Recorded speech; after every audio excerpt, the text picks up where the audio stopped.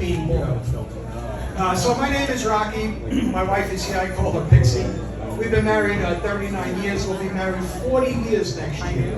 The only reason why I do this is so I can get a word in edgewise. How about the hurricane? The two hurricanes that were awful. I hope everybody turned out okay. One of the things I found out during the hurricane, Pixie decides that if we're going to lose power, we should make the house as cold as possible. So she sets the thermostat down to 60. What I ended up finding out is frostbite actually cures neuropathy. So we have cute nicknames for each other. I call her She Who Must Be Obeyed. She calls me Double H. Now you might think that that would mean happy husband, but no, it means human hemorrhoid. And she calls me that because I am a giant pain in the ass. Pixie talks with her hands a lot. We're Italian, she talks with her hands. She's always going a mile a minute. Last summer, she broke her wrist and she ended up with a speech impediment. She just stood there going, she was lost. She's like a fresh cannoli, my Pixie. She smells great, she tastes delicious, but man, she's killing me slowly. She has 50% of a conversation in her head before I get brought into it. And at that point, I'm accused of never paying attention. I refuse to even mention anything because if I say, hey, I saw Phil and he's good, there's a series of follow-up questions that consume the next half hour of my life. That's true. Right? True, right? You know it. You do it. I do. I know. So maturing in marriage is accepting the fact that your wife can't remember where she left her glasses, top of her head, and yet she can remember something I said 12 years ago on a Monday night at 9:15.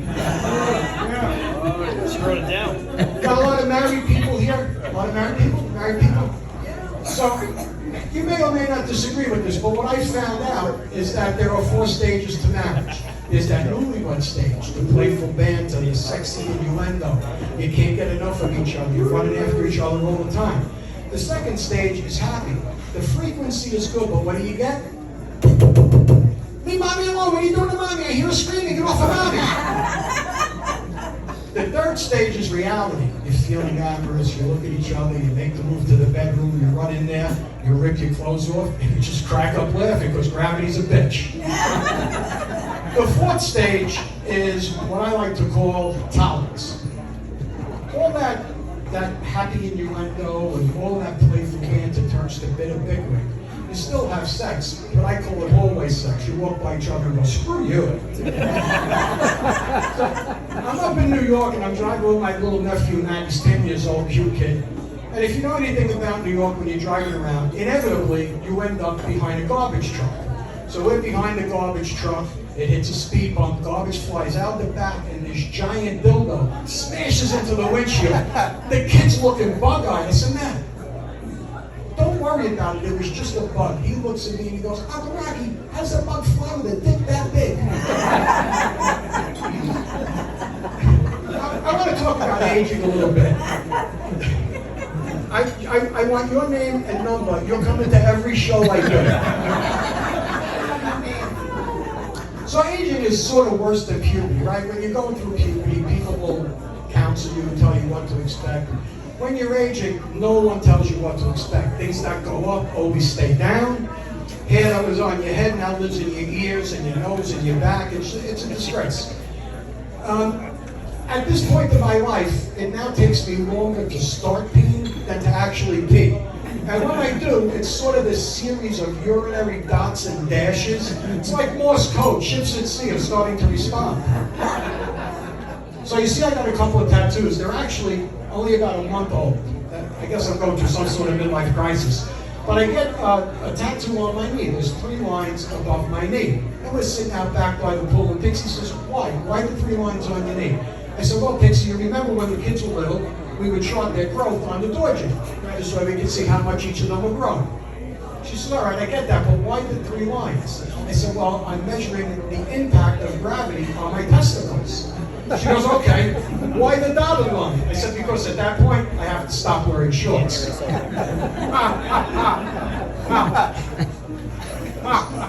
There are 4 rules to aging. The first is never pass the bathroom. The second is never waste an erection. The third is never get down on the floor without a plan to get up. And the fourth, and most important, never trust a fart. I'm sorry, you guys are eating. Did you hear about this new senior necklace that's coming out? Do you remember when you were a kid and they had those candy necklaces and you used to eat them, and when you liked a little girl, you would give it to the little girl and suddenly you had a girlfriend? Well, they're making a new senior version of that. It's going to be gummies and Viagra. So line up at the dispensary, it's coming out. My cardiologist drops dead suddenly. His wife has this elaborate celebration of life ceremony. So I go, and behind the casket is this big heart. It's festooned with flowers. It's absolutely beautiful. Everybody gives their eulogies. The heart opens up. He slides into the heart. It closes, and he's sealed for all eternity in the heart. I hear laughing from the back of the room, so I walk back, and I said to the guy, this is a very solemn occasion. I understand why you're laughing. He goes, well, my friend, I have to tell you, my name is Dr. Tim Patel, and I was thinking of my own funeral. You see, I'm a gynecologist.